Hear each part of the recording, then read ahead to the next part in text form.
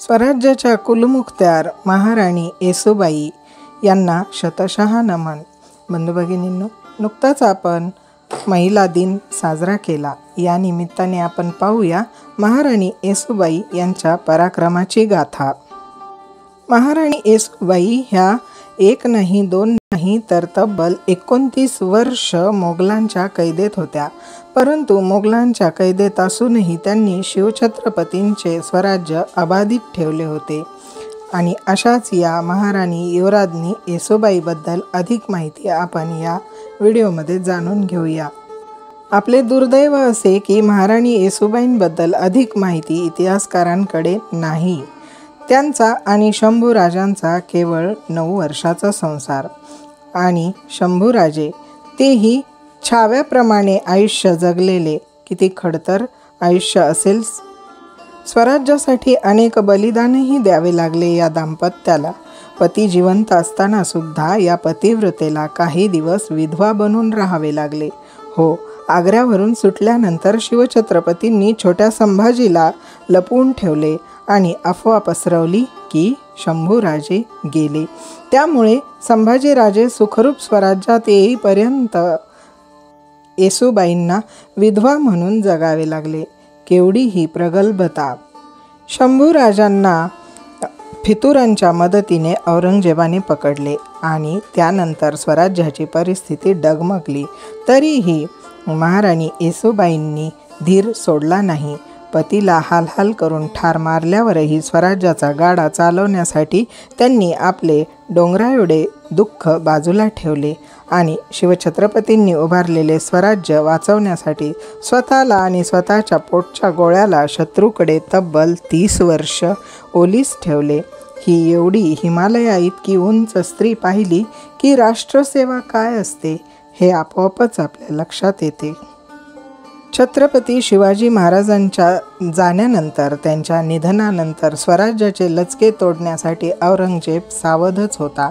परंतु शिवाजी महाराज गेल्यानंतर स्वराज्य सहज हातात येईल असा औरंगजेबाचा मनसुबा होता.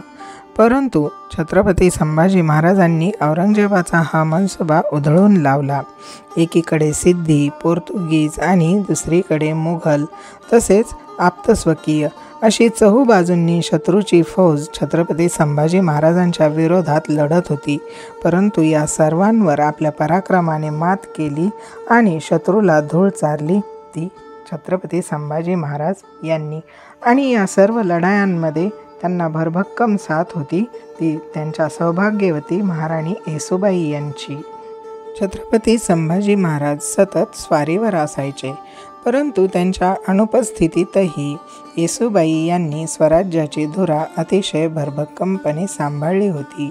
न्यायनिवाडा करण्यापासून स्वराज्याचा सांभाळ त्या जोमाने करत होत्या. स्वराज्यातील काही मंडळी अगोदरच छत्रपती संभाजी महाराज यांच्या विरोधात होते आणि त्यामुळेच येसूबाईंची खंबीर साथ त्यांना महत्त्वाची ठरत होती.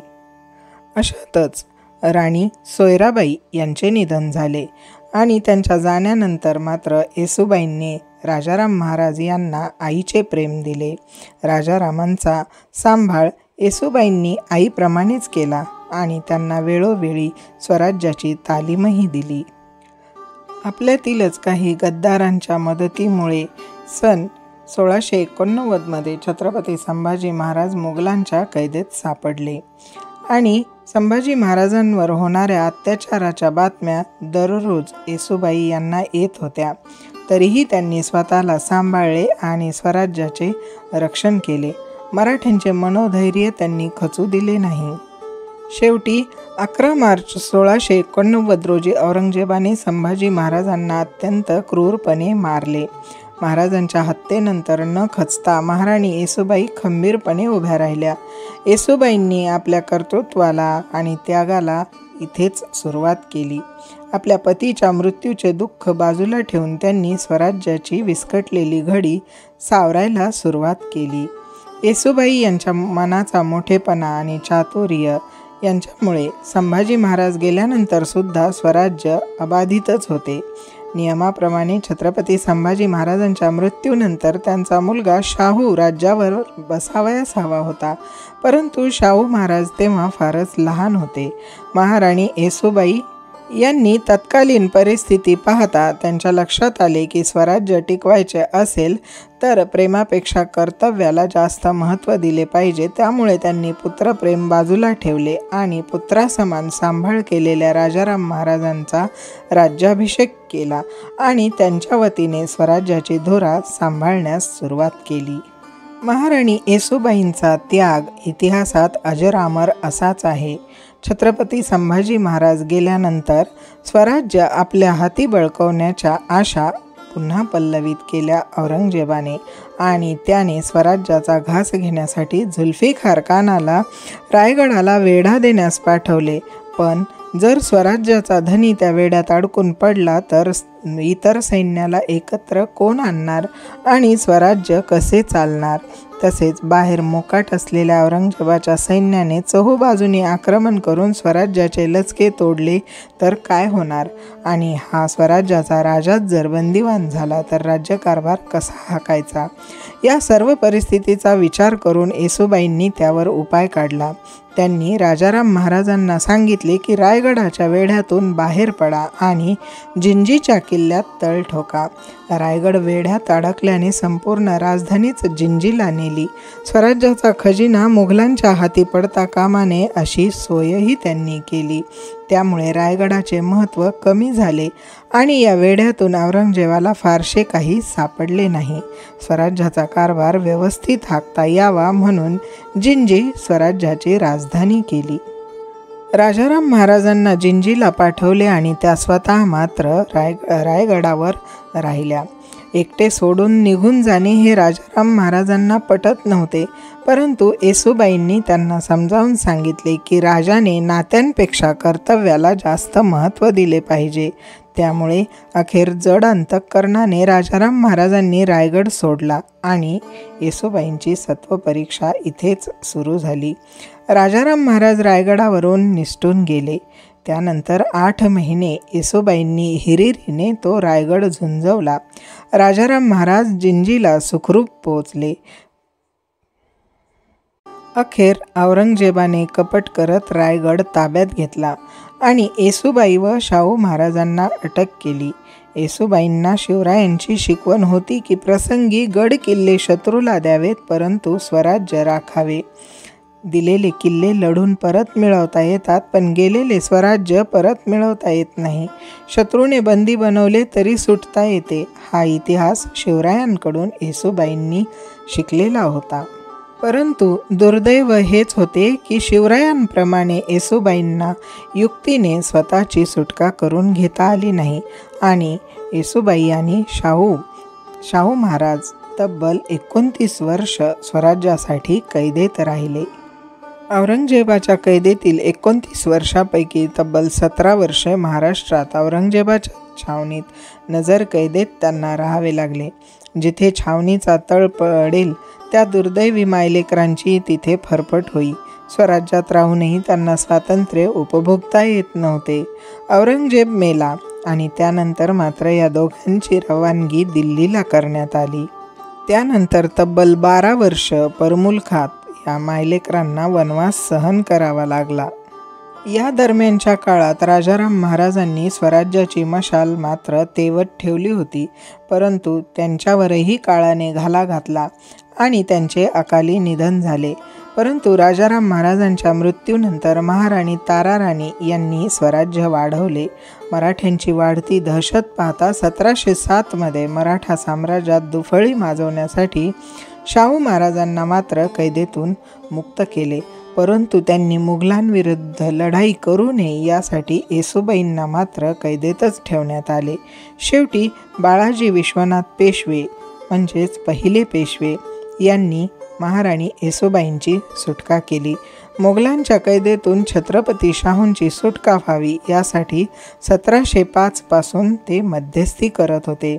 संभाजी महाराज यांच्या मृत्यूनंतर मोगलांशी चाललेल्या लढाईत धनाजी जाधव, संताजी घोरपडे, सरदार भोसले या सर्वांनी एकत्र येत मोगलांशी लढा दिला होता. अखेर तब्बल 29 वर्षानंतर महाराणी येसूबाई यांची सुटका झाली. महाराणी येसूबाई यांच्या सुटकेनंतरचा काळ मात्र सुखाचा गेला. छत्रपती शाहू महाराज यांनी त्यांचा सांभाळ अत्यंत आदराने केला. त्या न्यायनिवाडासुद्धा करत असत. राजकारणातून त्यांनी निवृत्ती घेतली होती, परंतु शाहू महाराजांना त्या सल्ला देत असत. मराठा साम्राज्याच्या सीमा नर्मदे पार जाताना त्यांनी पाहिलेल्या होत्या. मराठा साम्राज्य वाढताना पाहून आपल्या त्यागाचे फळ मिळाले असेच त्यांना वाटत असे. दानधर्म, चिंतन यामध्ये त्यांनी आपले राहिलेले आयुष्य लावले. इसवी सन 1730 महाराणी येसूबाई यांचा नैसर्गिक मृत्यू झाला. महाराणी येसूबाई यांचा अंत्यविधी संगम माहुली येथे करण्यात आला. छत्रपती शाहू महाराज यांनी त्यांची समाधी कृष्णा नदीच्या काठी संगम माहुली येथे बांधली. ते नित्यनेमाने समाधीच्या दर्शनाला जात असत. तब्बल 29 वर्ष महाराणी येसूबाई कैदेत होत्या आणि कैद ही साधी नाही, तर आजूबाजूला परधर्मीय पुरुष माणसे, संपूर्ण वातावरणच परकीय, खाणेपिणे, रीतिरिवाज, पोशाख सारच परकीय. एवढी परिस्थिती बिकट असतानाही त्यांनी या सर्व परिस्थितीचा सामना कसा केला असेल, विचार केला तरी अंगावर काटा येतो. मुस्लिम धर्म स्वीकारण्यासाठी छत्रपती संभाजी महाराजांवर जुलूम करणारा औरंगजेब महाराणी येसूबाईंशी कसा वागला असेल, त्याच्या वागण्याचा त्यांनी कसा सामना केला असेल. धर्मांतराच्या आणि अब्रूच्या भीतीच्या सावटात त्या 29 वर्ष कशा राहिल्या असतील. आपला धर्म त्यांनी कसा सांभाळून ठेवला असेल आणि इतकी वर्ष अशा अकल्पनीय यातना सहन करत असतानाही त्यांचे मानसिक संतुलन कसे ढळले नाही. या सर्व प्रश्नांनी आपले मन हैराण होते. कल्पना केली तरी अंगावर काटा येतो. 8 वर्षाच्या शाहू महाराजांसोबत एवढी वर्ष कैदेत काढणाऱ्या येसूबाई आणि त्यांचा तो त्याग नक्कीच वंदनीय असाच आहे. नव्हे तर ही त्यागाची परिसीमाच म्हणावी लागेल. येसूबाई यांच्या त्यागाचा आणि बलिदानाचा इतिहास सर्वांना माहिती करून देणे आणि त्यांना असीम वंदन करणे एवढेच मी आता इथे करू शकते. बंधू भगिनींनो, महाराणी येसूबाईंविषयीचा हा इतिहास तुम्हाला कसा वाटला कमेंटमध्ये अवश्य कळवा. तसेच इतरही माहिती आपल्याकडे उपलब्ध असतील तर आम्हाला नक्की कळवा.